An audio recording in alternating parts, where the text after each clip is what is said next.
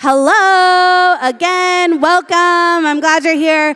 I'm not going to do a full message tonight. I'm going to do a quick devo to encourage everybody. So here's what I need. No more talking at the tables.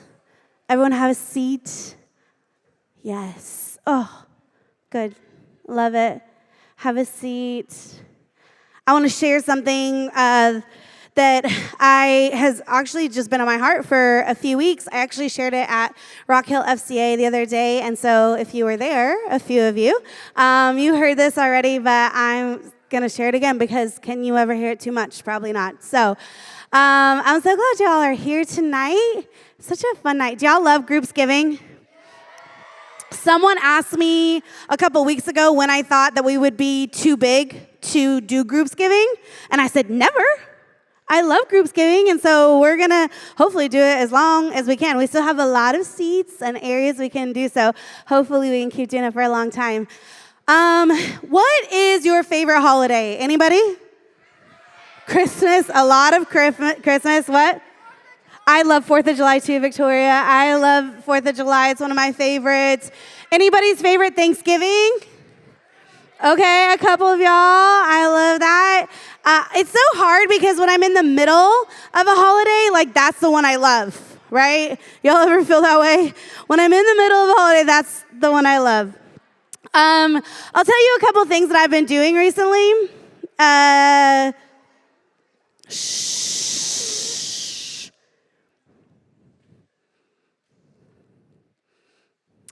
As I've been scrolling through social media, there's so many ads that pop up this time of year. And so I'll click on them, and I'll go, and I'll get stuff ready, and I'll put it in my cart to buy, and I'll go to buy it, and then I stop. And I'm like, I don't need this. I don't need this. I don't need to spend extra money on things that I probably will regret buying or I don't need. I don't need more things at my house. I don't need more Christmas decorations, right? I don't know if anybody else has that problem, but I have that problem, and it tends to happen this time of year where it feels like I'm just spending all this money. This time of year, it feels like everything is so consumer driven, and it's like, what can I get? What can I get? I want this. I want the bigger thing. I want the better thing, and I want the newest iPhone, and I want the best shoes, and whatever it is, and it feels so consumer driven. It can be really hard on us because all of a sudden we're looking at things that we want, I, instead of how can we be outward focused? How can we be outward focused? And I've been thinking what can we do to make sure that our life, and especially for a Christ follower, our life is not all about us, but it's all about Him, Jesus. And how do we do that? By showing the way that we serve and the way that we love others. And what does that look like in our life? What's crazy is the Bible is really clear about what we're supposed to do as Christ followers and how we're supposed to come out on top. And it's not with the newest pair of shoes or the newest pair of sunglasses or the newest iPhone. It's not that. Matthew 23:11 says, "The greatest among you must be a servant." Very different than what this time of year feels like, right? Mark 9:35 says, "Whoever wants to be first must take last place and be the servant of everyone else." I don't think any of these verses mean you have to lose on purpose, right? Or you have to say, no, I'm nothing. I'm nothing. Although our lives, Jesus is the one who makes us everything that we are, and so it's great to highlight Him in our lives. But I don't think we have to purposely downplay ourselves or say bad things about us or lose games on purpose or anything like that. I don't think that that's what these verses are saying, but I do think that it is saying that we should be living a life that is serving others, where we're lifting others up. So my question to everybody in this room, including myself, is who have you served lately? Who should you serve?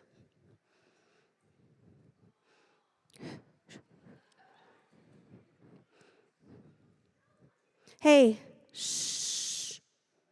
Liam, quiet.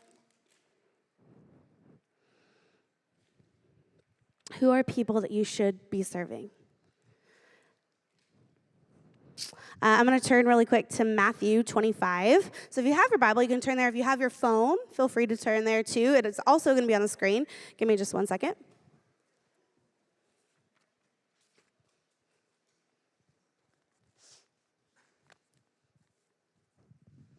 All right.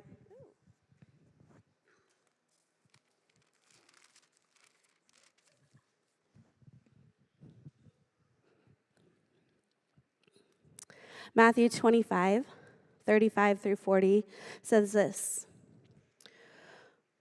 For, shh, everyone look up here or read the screens. For I was hungry and you fed me.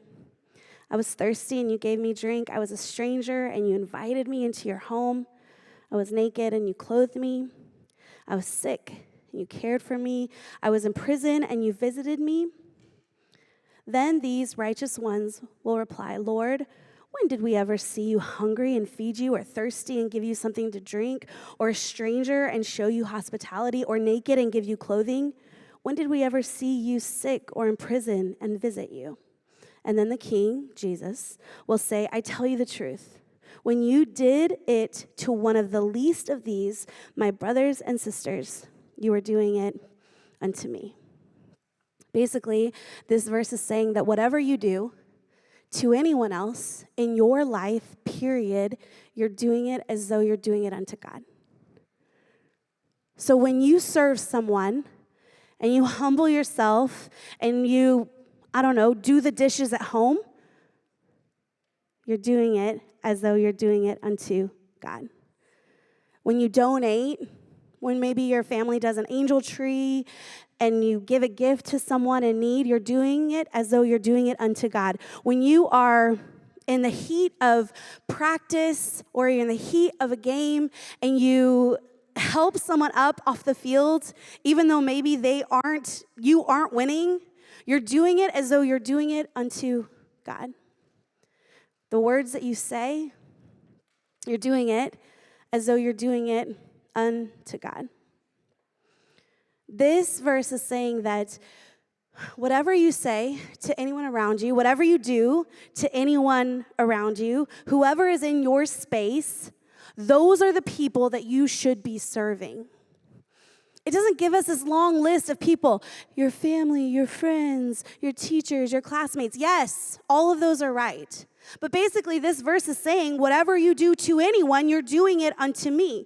They said, hey, when did we ever see you in these situations, in these predicaments?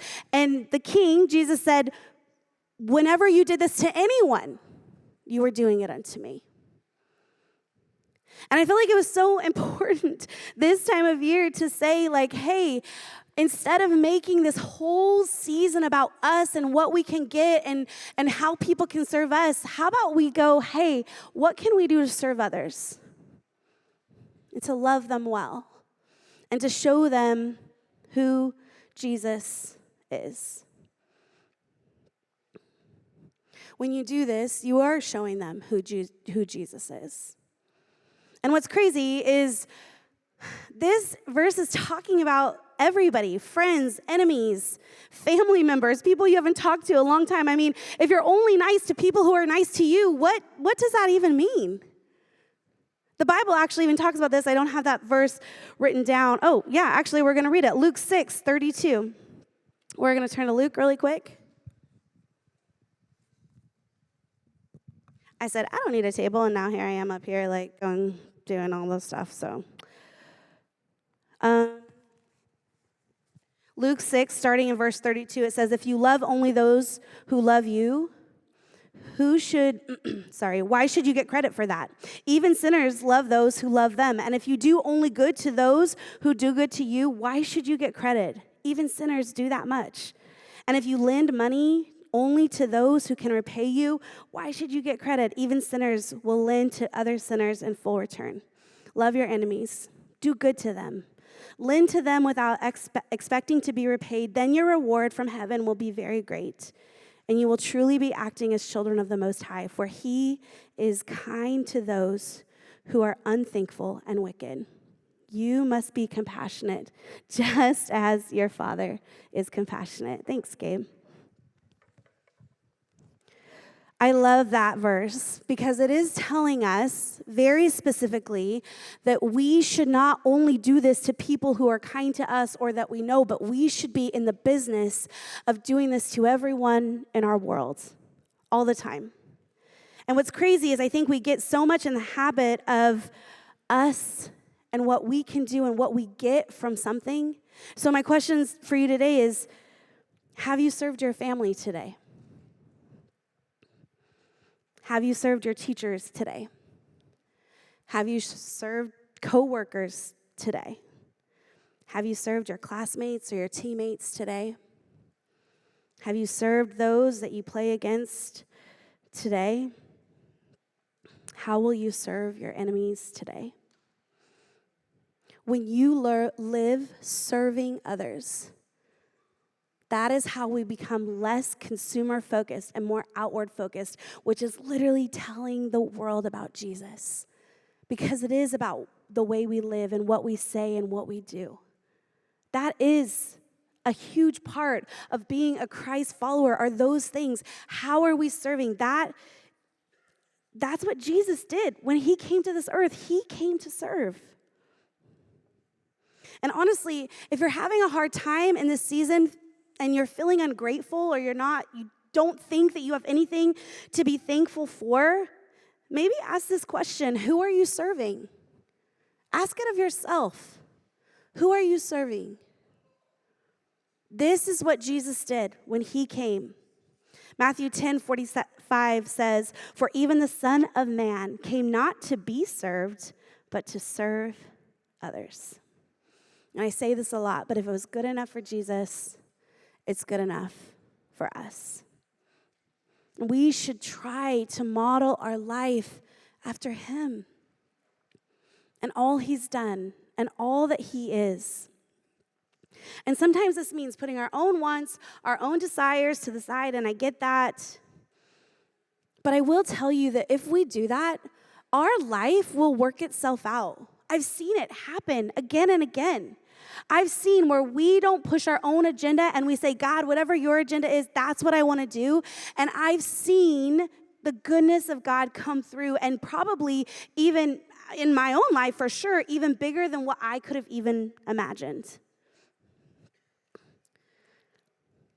It happens so many times when we start serving. And when we do start serving, we become outward focused. It means less of me and more of him. And we stop thinking like, oh, poor me, I'm left behind, I'm lonely, I'm not treated right. And instead of those thoughts, we start thinking like, am I treating others right? Is someone around me lonely that needs me? Does someone feel left out or rejected even though they're amazing and they should be brought into my circle or into my friend group? What does someone else need from me? How can I help others? See, this is a really huge difference in those phrases. Oh, poor me. Or, hey, what can I do to help others? Oh, I'm so lonely. Who around me is lonely that I can serve today? One is me focused and one is others focused. So much about this time of year is so much me focused. Could you imagine if all of us in this room just kind of flipped the script a little bit and we made it more about others focused? Not about what we get, not about what we want, but what we can do for others. So tonight, we're going to close. This time, we are going to worship still, so nobody leave, and I don't want anyone to walk out of this room right now, okay? Everyone stay quietly just as you are. Your leaders in your group, you guys are going to pray for each other.